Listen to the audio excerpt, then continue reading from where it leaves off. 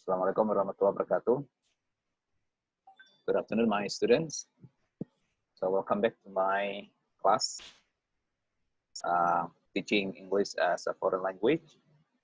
As I've mentioned in our Google Classroom, starting from now, we're not always, but I will sometime record my presentation and then put it on my YouTube channel so you can listen and watch my presentation quite clear.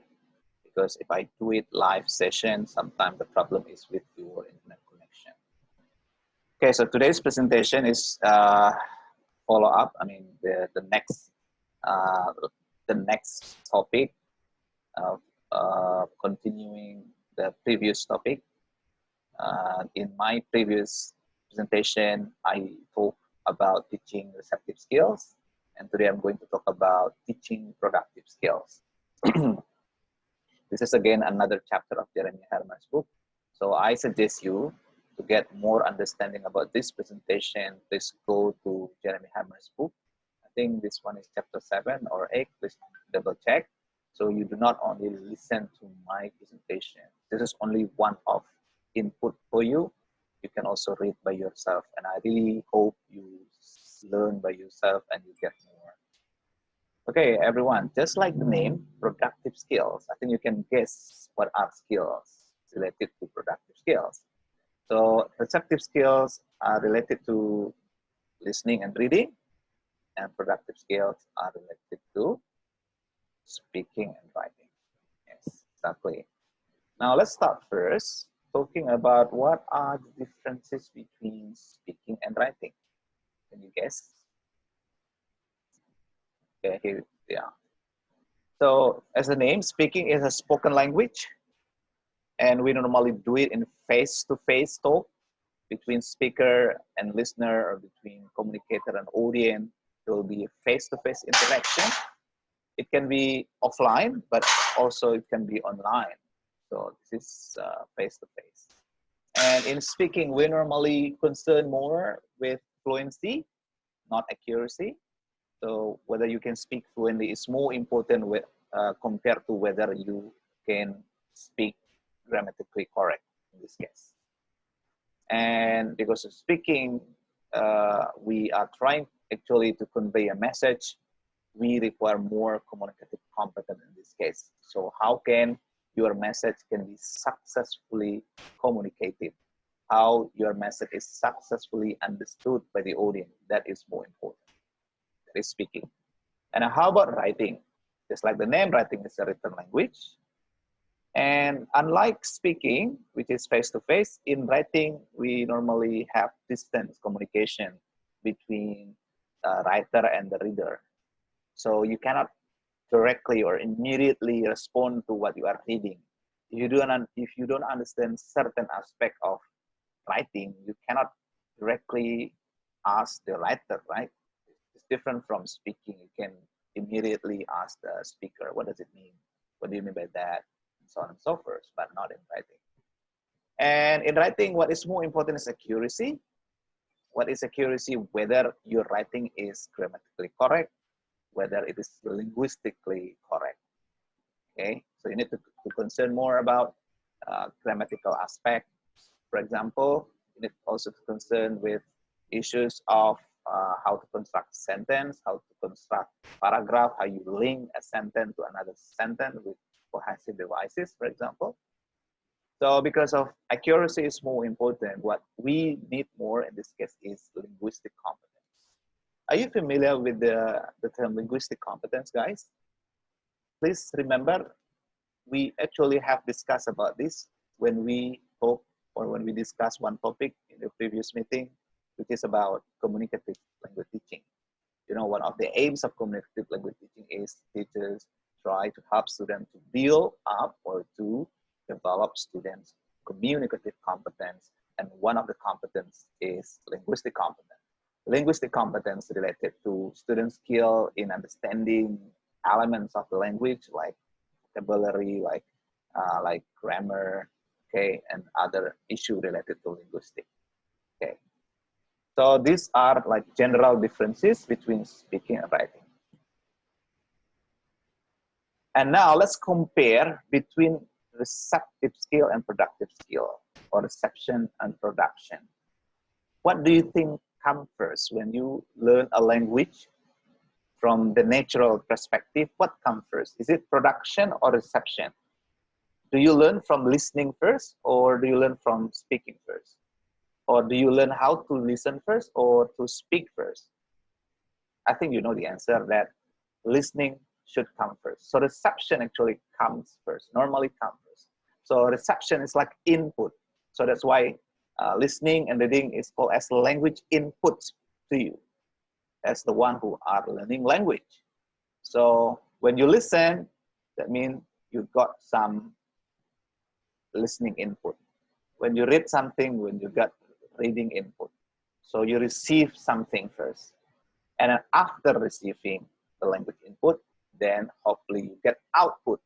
So the output is in terms of speaking and writing.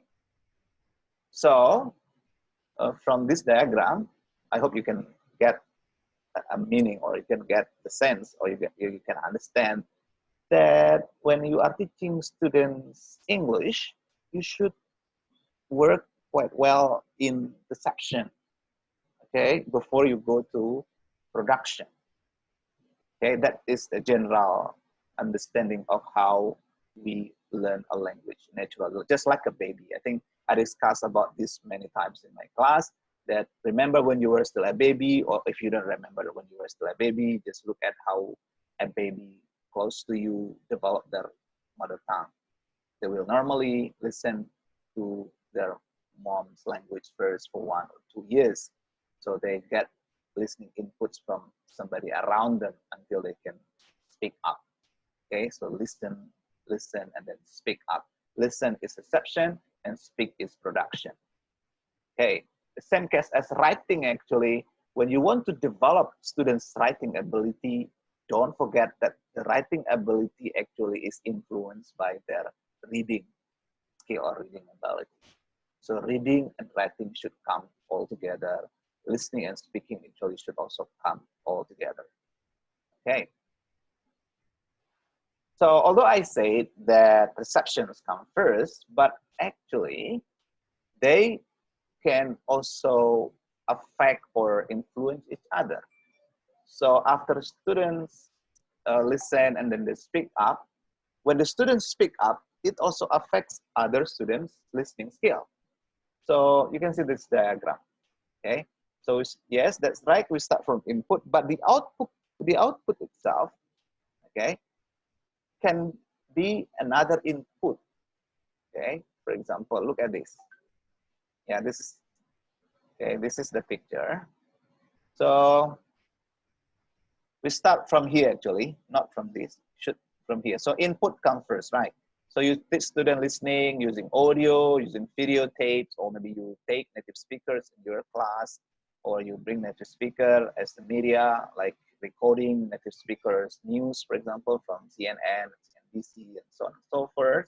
And you use these inputs in your class for audio, so the listening. Bring this for students learning, okay? And this input later, hopefully, can be an output.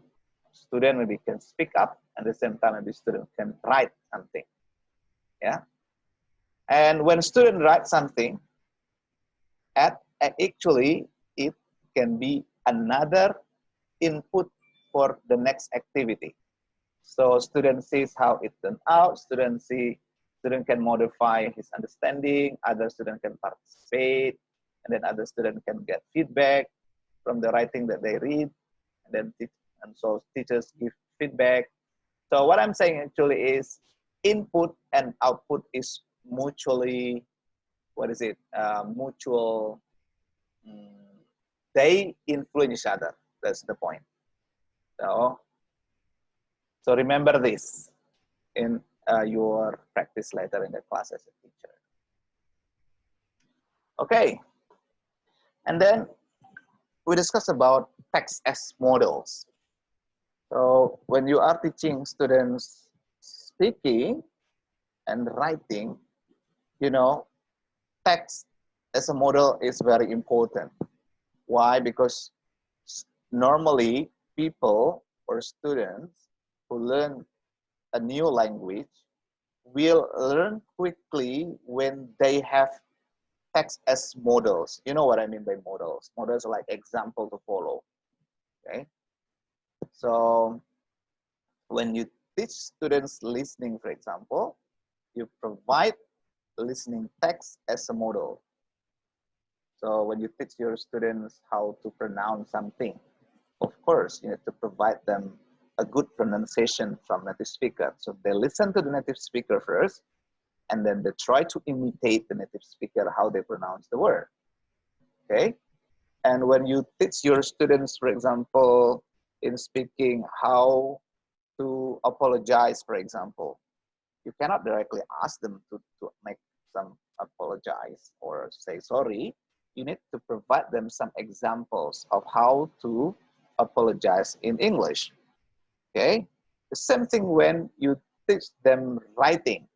Okay. When you ask them, for example, when you teach them, for example, writing descriptive text, you need to provide them an example of writing text before you ask them to write by themselves. So that is the point. Okay. So if we come back to how a baby learn a new language, what is the model actually? So until by the end of the day, you can speak your mother tongue. The model is the language input or the language that you listen every day at home. It becomes your model, right? So that's why by the end of the day, when you are 5 years old, you can speak your mother tongue. If you come from Minangkabau, you speak Minangkabau language. You come from Java, you speak Javanese language. Why you can speak Javanese language? Because it is the listening input that you get as the model. Okay, so that's why in your classroom, I mention this very, very often. It is very important for you to speak up in English, using English in your teaching and learning process, because your English can be the model for your student. How come or impossible for you to expect your student to speak English fluently if they don't get model from teachers? So you get the point. So text as model is very, very important when you are teaching, speaking, and writing. Okay? And the text does not only function as model, actually, it also functions as stimulus or a stimuli. You know stimuli, right? So text that can, motivate students to do something, yeah, in the class. For example, a lot of language production work grows out of text that students see or hear. So the production will grow well depending on how much the text that you provide the student. Okay, so if you listen more, your production will grow better. So that's why those who like listening to the movie, for example, watch a movie, English movie in this case, think their English would be better than those who seldom watch movie. So why? Because the text, I mean, in this case, is movie is the text, encourage or stimulate these people to speak more. Okay, so make sure you provide text to your class, in your class. And in terms of reading, a controversial reading passage may be the springboard for a discussion. So in your speaking class, you can bring a reading text, and then a controversial reading text can be a good stimulus for your students to speak more, to have a discussion. Do you still remember in my speaking class, we discussed, one topic, a case study about a crash plan? Do you still remember that? And do you still remember how it felt and how it worked at the time? I think it ran quite well because lots of students are stimulated to speak more because of controversial reading passage. Crash plan, yeah, the text when you have to choose one of the people in the jungle because of accident, and you are working as a rescue team member. Okay, So this is an example how a text can stimulate people to produce a language. So as a teacher, think about this. And then another one is listening to a dramatic story from tape may provide the necessary stimulus for students to write their own story. So when you are teaching writing, you can start the activities by providing them listening input, yeah, by providing like a dramatic story. So based on the drama that they listen, on that they watch, they can develop their own story. You see the connection now, okay? All right, so to conclude, or to make it short, we can simply say reception actually is part of production, okay? So although we say reception comes first and then production comes after reception, but reception is also actually part of production, because when you produce language, it can be another input, yeah, for the next receptive activity. All right. So that's why in many situations, production can only continue in combination with the practice of receptive skills. So basically, the point in this case is when you are teaching speaking, for example, you cannot teach speaking exclusively. You have to integrate the speaking activity with listening activity. That is the point. Okay, so you cannot only teach speaking. You have to also to teach listening. So the listening can stimulate students to speak up. You get my point? Okay. Yeah, why it happened? Because conversation is actually a blend of listening and speaking. Because you can talk about something after you listen to a language input, and also after you listen to what you have read, for example. So based on this language input, then you can speak up. So integration is very important in this case. And the same case happen in writing. Yeah, that we write often depends upon what we read. Okay, so that's why when you asking how can you improve your writing skill, for example, one of the answers is you need to read more. The more you read, the better your writing will be.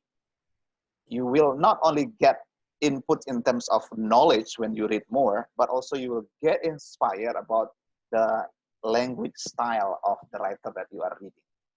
So in many cases, people will get affected or will get influenced by the style of the writer that he or she reads a lot. Okay. All right. So in practice, when you are teaching students writing, it is important for you to, to combine reading and writing activity. Yeah, for example, you can ask students to reply to an email. Okay, so when they reply an email, of course they must read. Okay, all right, and we also need to remember that production in many cases enables reception.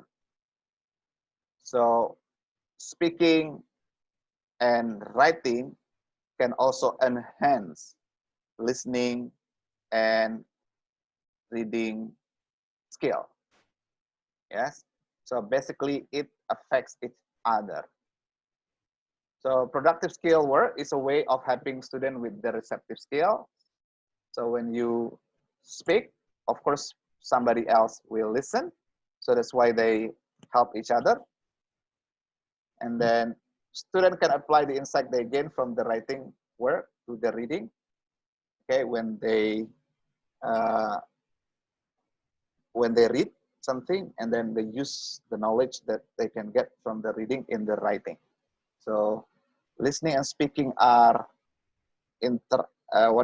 listening and speaking are closely related, and also reading and writing are closely related. That is the point. Okay. And student can understand other people speaking when they have tried to speak within certain genres. Okay, do you know what is genre? Genre is type of text. Okay, type of text relate to like a descriptive text, narrative text, account text, so on and so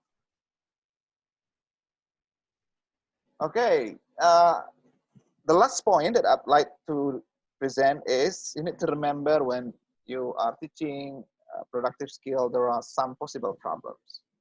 And let's discuss what are the problems and what are the solutions. The most common problem is related to language. What does it mean? Yeah, many people, when they want to speak up, they are dealing with problem like lack of vocabulary, they don't know how to say it, okay? Or when they are asked to write something, again, the problem is vocabulary, and then another problem is how to construct sentences, how to develop a paragraph. So basically, it's about language, of course. So what are the solutions? When you are teaching student writing or speaking, you need to supply key language first. So I think you remember in our speaking class when we are studying about expressing opinion. Before I ask you to express your own opinion, I normally supply the key expression used in expressing opinion. Like I think, in my opinion, in my mind, or as far as I'm concerned, and so on and so forth. And also some expression related to agree and disagree. So you supply the key language first. That is one solution for you to help students dealing with language problems. Okay. Of course, you need to plan activities in advance. Never come to your class without any preparation. Planning activity is important because you know what you need to do first, what you need to do next, and you can also, anticipate some potential problem in your class. So never go to your class blind. Yeah, always provide some plan. And another problem is about topic and genre. Some people are not interested in talking about a topic, okay? Or some students don't like to talk about one particular genre. So what you need to do as a teacher, you need first is choose interesting topic.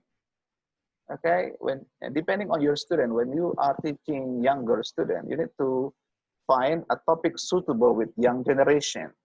Maybe you can talk about Korean drama, for example, or Korean actors.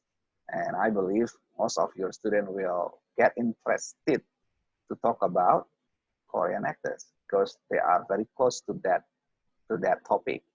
Okay, so consider the topic and make it suitable to your students, your student background, students level. Okay, or you can also create interest in the topic. So you are challenged how you make student interested in the topic. Okay, you should think how you can make your student wake up in your classroom and they get interested.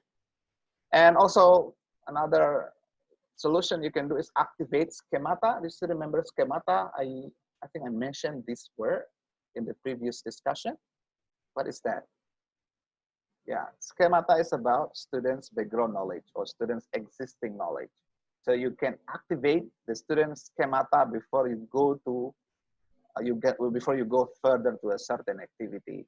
So when you talk about Korean actor, you can put a picture on the whiteboard and then show it to them. All right, everyone, do you know who is this? And they will mention, oh, that is blah blah blah. Okay, what do you know so far about him? And when people speak or talk about things that they know, they will get interested in, or they will get motivated. They will be motivated more. Okay, so activating student schemata is very important before you teach student certain topic. And then of course vary topics and genre. Why you need to vary? Because maybe if you are dealing with 40 students in the class, they have different interests.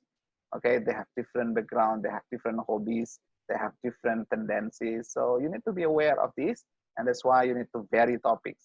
Do not talk on all the time about actors. Maybe you need some time talking about sport, maybe about politics, about education, about entertainment, and so on and so forth.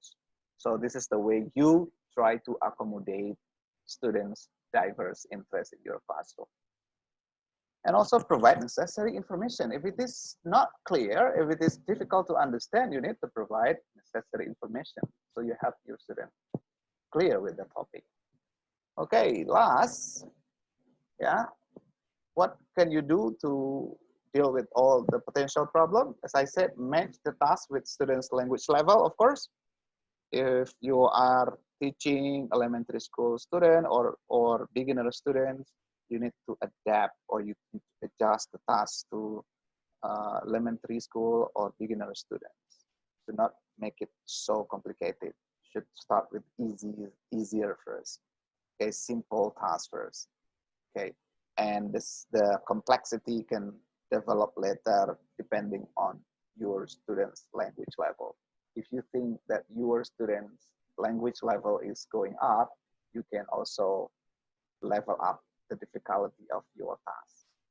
Okay, and also make sure there is always a purpose in every task you have. Never give a task without any purposes.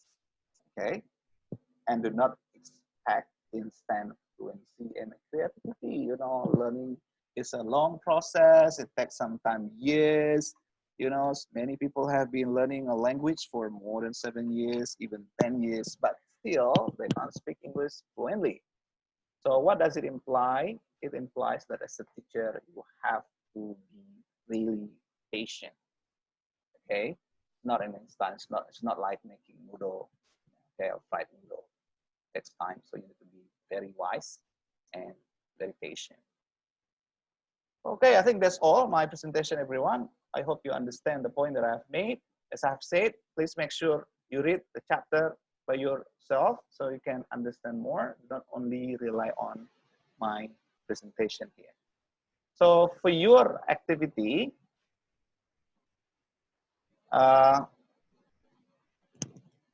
you know, in writing and speaking, you need to pay attention to some socio-cultural rules because every culture has their own rules. For example, in English, you don't need to worry about how to address people older than you. You can simply call everyone by you, for example. You can speak you to your mom, your dad, your brothers, sisters, and younger people than you. It's you all the time, but not in Indonesia, for example. Okay, you cannot say you all the time to older people, to your teacher. You have certain culture for that. So your next activities is, please mention some more socio-cultural rules that you need to consider when you speak and write in the Indonesian context.